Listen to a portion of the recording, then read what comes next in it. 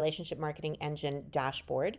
We've got your instructions for the dashboard here, but the purpose of this video is just to walk you through top line the 3 different sections that you have in your dashboard. So the first section we have here is this month. So at a glance, this shows you visually the 10 to 20 contacts that you're going to be reaching out to this month.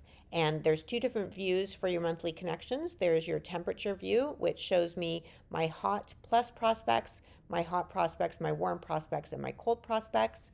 As well, I've got my week view, where I can look at my schedule for this coming week and see exactly which prospects I want to be engaging with or contacting by day.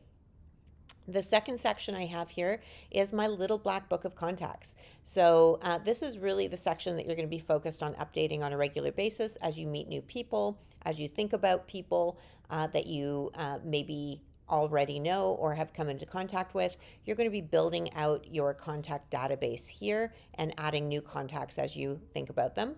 And then the third section is your next level connecting. So this section is populated from your contact cards in your little black book of contacts, and it tells me anything kind of next level that I want to be doing to connect with those contacts that I've indicated. So that might be sending tickets to somebody, maybe sending a book to somebody, sending a gift, something that's a little bit more special than just engaging with them online.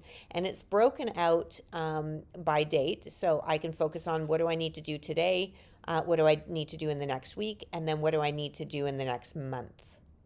I'll go into more detail on each of these sections in their individual sections.